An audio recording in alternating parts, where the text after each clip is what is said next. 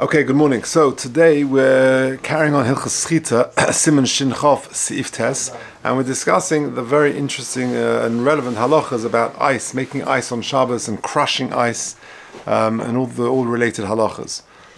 So let's take a look. Says the Mechaber, Tes, Hasheleg v'haborod, snow and ice, ein meraskin oisom. You're not allowed to crush it. To crush them into small pieces, in order that the liquid should flow out. V'haborod and ice, ein meraskin oisom. Sorry, I've just jumped a line. However, what you can do is that you can put it into a drink of liquid, of wine, or maim, or water. So if you want to have ice cubes and put them into a drink on Shabbos, no problem. And so too, if you take ice and you put it in the sun, and then it melts, mutarim, that is allowed. Okay, says the Mishnah Berurah Sifkat Lamed Beis, lechatichas dakas. So you're not allowed to crush ice into small pieces. But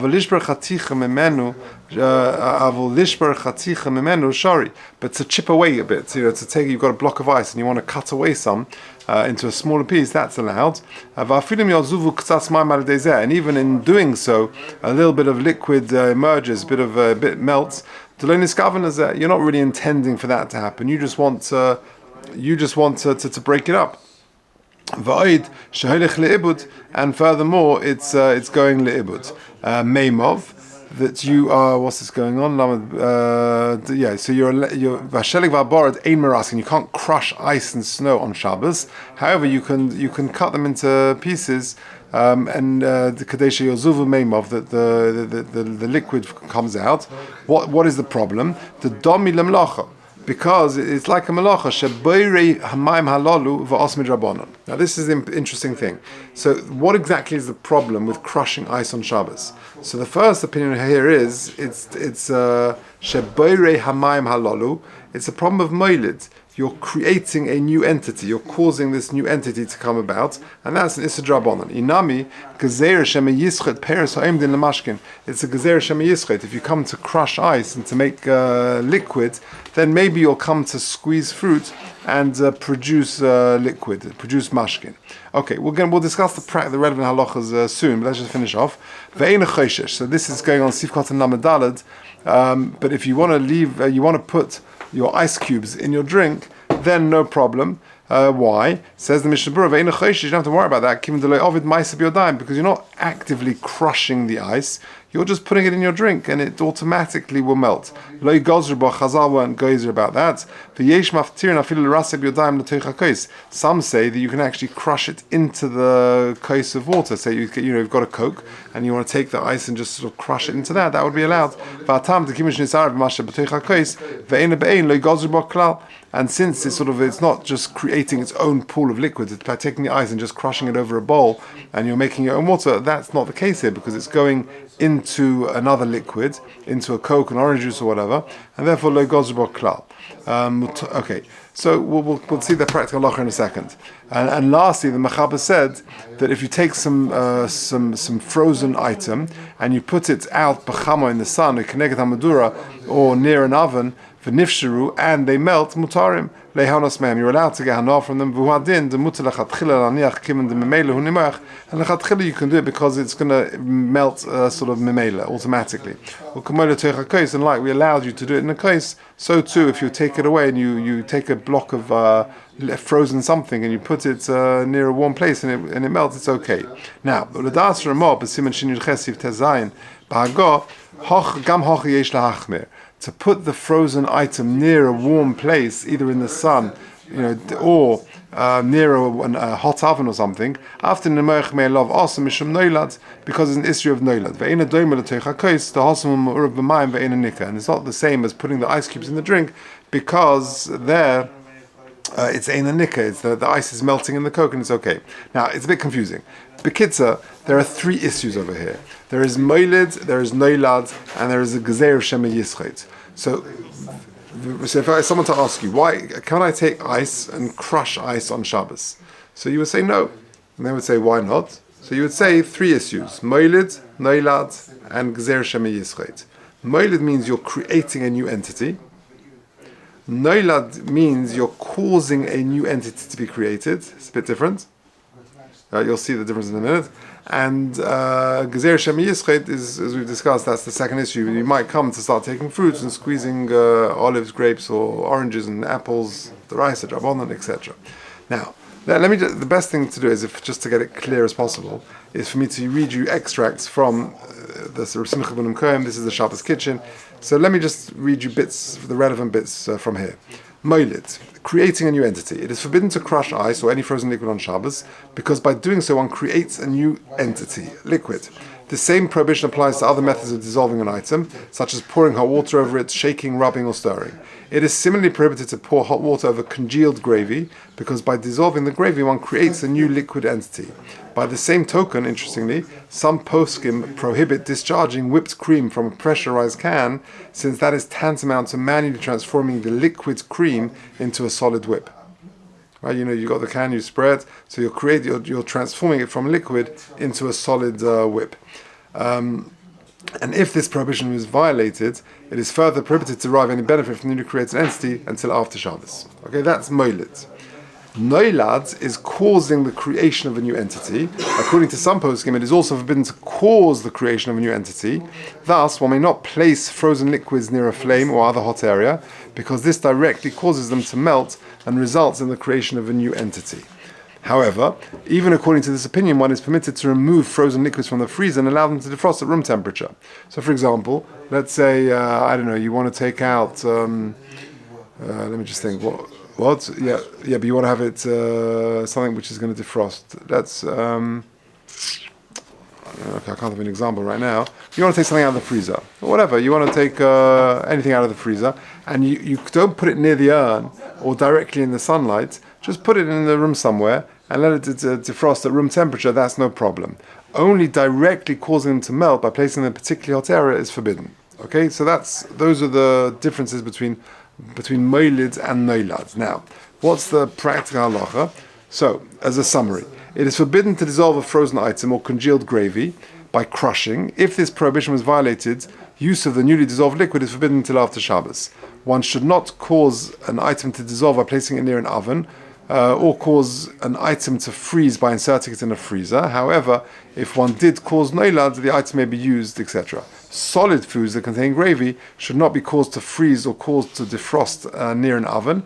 Those that have no gravy are exempt from this prohibition. So take schnitzels out of the oven and just out of the freezer and just put them. You can put them near a hot place if that's what you need. That would be okay. Now, so circumstances which causing the creation of entity is permitted. So one is dissolving ice in the liquid. It's nice and hot at the moment. So if you want to take ice cubes out of the freezer and put them in your liquid, no problem. It is permissible to cause ice to dissolve by immersing it in liquid, because it will dissolve into the existing liquid and will not be recognized as a new entity. Okay? What else? Yeah, now practical applications. You've got a bowl of water when they all melt. It's very obvious. No, so if I've got my glass of Coke, or if I've got my whiskey, and I want to take some ice, put it in my whiskey, so the melting ice cube is not creating its own entity of new liquid. It's just sort of mixing in with the Coke or whiskey or orange juice or whatever I've got. So therefore, it's no problem. Putting just a bowl of ice. Oh, so putting a bowl of ice on the table. So this is quite a common thing. So the best thing to do is just take a little bit of water in the bowl and then put the ice cubes in that. Even though you don't put it next to. Yeah, so that's no problem. So if you want on Shabbos lunch, it's a hot day, and you want to have ice cubes on the table so people can enjoy a cold drink, no problem. But just take a little bit of water in the bowl first and then put the ice cubes in that. Now, just practical applications. So dissolving frozen liquids. Liquids may be defrosted at room temperature, but should not be placed in a hot area. Okay, so for example, let's say you want to take a pint of milk, or milk is a good example. You've got some milk in the freezer, so you want to take it out. So liquids may be defrosted at room temperature. So let's say Friday night, you realize you've got no milk left. By the way, there are hachana shilas as well. So if you take the milk out on Shabbos afternoon, because you want it for Sunday morning or for Motzei Shabbos, that's not good enough, because that's hachana, that's a separate problem. But let's say Friday night, you realize you've got no milk, you want a coffee on Shabbos, so to take the milk out of the freezer, no problem. However, it should be defrosted at room temperature, but should not be placed near a hot area. Interestingly, once partially melted, then they may be moved to a hot area to dissolve completely. Okay, that's interesting. Freezing liquids for storage. Let's say, for example, you've got chicken soup left over, and it's been sitting there for an hour. It's cooled down now. You put it back in there like a plastic container, and you want to put it back in the freezer. Is that allowed on Shabbos? So liquids may not be frozen on Shabbos for storage, except to prevent spoilage. So if you know that you're not going to have it now and it's going to waste or whatever, so then to put it back in the freezer would be okay. But otherwise, you can't freeze liquids on Shabbos for storage. And what about making ice cubes or frozen ices on Shabbos? So one should not prepare ice cubes or make frozen ices on Shabbos, except in cases of necessity. Because, e.g. in anticipation of guests or for Einik Shabbos. Right? So again, you've got moilid, which is crushing the ice, so that's not allowed. Noilad is causing the creation of a new entity. Right? So which reason is it? So if the reason is moilid, then for me to put frozen water in an ice tray in the freezer on Shabbos, there's no moilid there. I haven't created a new frozen entity.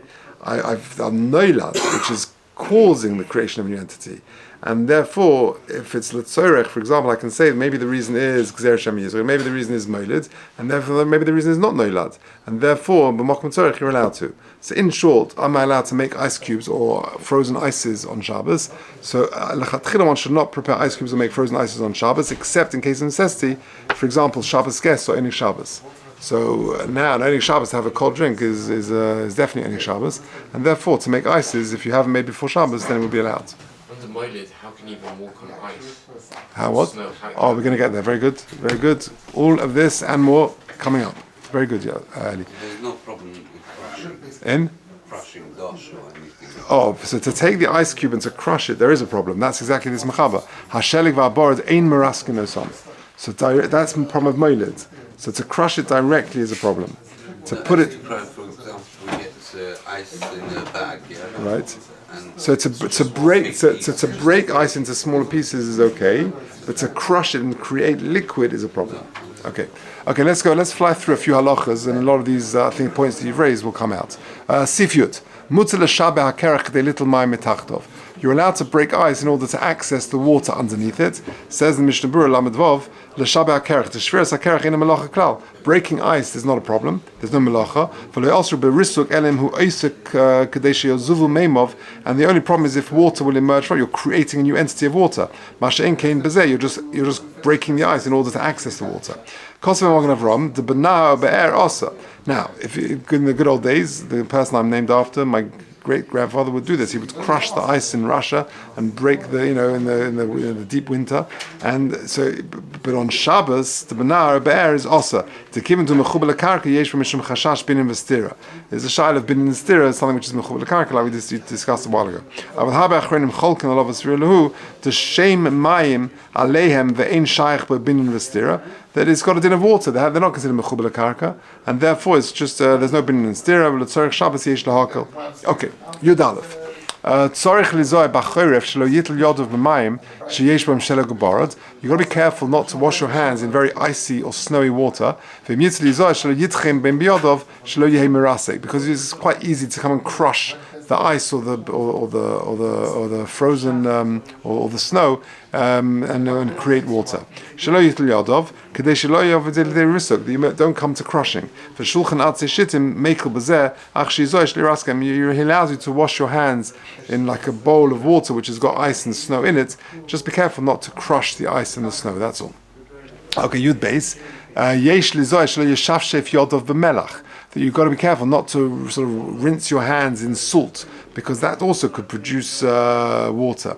Says the Mishnah Berurah Lamed Ches Hatam Kanal B'Shelo Gabar, the same as the reason for ice and snow above. The Gam Bozeh Yishave Mayim, that it could become water al yidei hashifshuf, by rubbing it together, by rubbing the salt.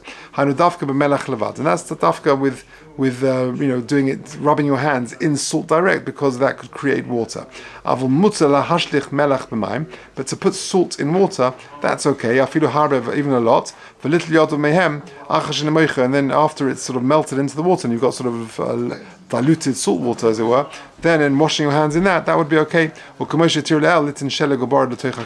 like you're allowed to put sheleg and borod, ice and snow into water, well, so too you can put salt in there as well. Ach shelo yaseh mei melach azin. Just be careful not to make it very, very strong. Dahainu shlei shlishe melach ve'echod mayim.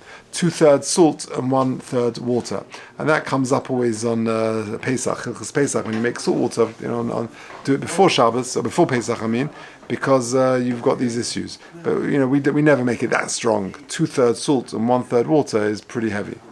Right. Okay. Let's just do a bit more. Yud Gimel. Doires sheleg beraglov. This is your point, Eli. Doires sheleg beraglov. Walking on snow with your feet. You can walk as normal in the snow on Shabbos, no problem. Why is that? Says the Mishnah Berurah Lamates, and even if as a result of you walking on it, it's going to cause the snow to melt, we're not worried about it. That's not your kavanah. You just want to get to shul. You want to just walk to A to B, and you're not intending to crush ice. Because again, this is all these are all gezeres drabanon of moedes of creating a new entity, and otherwise, what are you going to do? You're going to stay at home the whole winter, in certain climates, and therefore lo gozerba.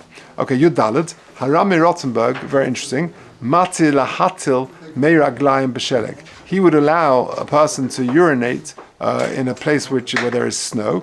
V'harosh haya nizar. He would be careful to avoid that. Says the Mishnah Berurah Sifkat and Mem. Mati lahatil dumya dedoires sheleg beraglov. Because he said it's no different to walking on snow. Just when you walk on snow, you're going to perhaps cause it to melt. Also, too, being mashtin, urinating on snow is also going to cause it to melt. And just like we're not worried with walking, we're not worried with urinating either. But the Rosh was nisa, was careful to avoid it. Why? The difference is because when you urinate on it, then for sure it's going to melt, and it will melt the snow. And it's not the same as putting an ice cube in a drink, which even though the ice is going to melt, here you're doing a maisa, which is worse than just putting the ice cube in the ice. You're urinating on the snow. The taz is mekel, and therefore, if one can avoid it, it's tov lizoy. It's good to refrain from doing that on Shabbos. Just two interesting footnotes, 37 and 38. The Tur says, the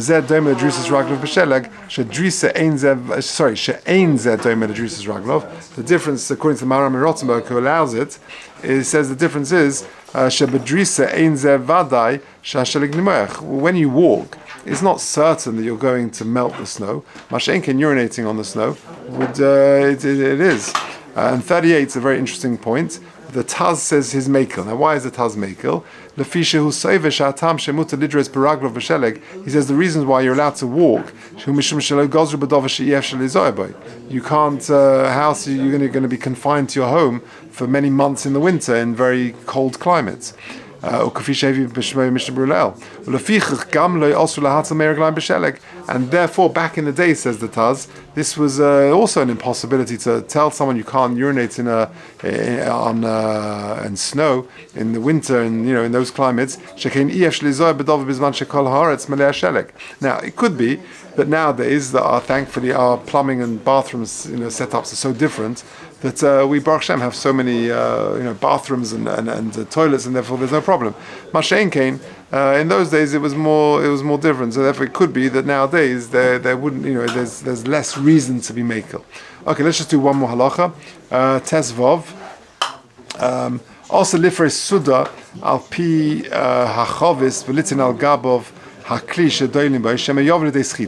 you're not allowed to stretch out material over a barrel, and put it on top of a kli that you're drawing water from it, because you may come to do schita on this material. But if it's designated for it, then we're not worried about it, because that's its function, and therefore we're not worried you may come to do schita. Says the Mishnah Berurah, you might squeeze the liquid from this sudar, and extracting liquid from a beged is an issa of malabin, of laundering.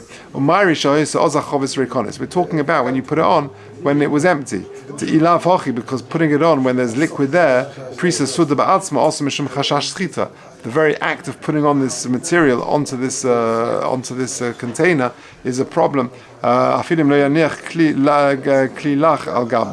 if you don't put anything on top of it, because inevitably it's going to become wet. Because if it's designated for that, then we're not worried about it, because that's its function. And even if it gets saturated, we're not worried. We're talking about putting a top on where there's no chashash of oil, a separate problem. Okay, I think it's time just to do one more. Tez Zayin.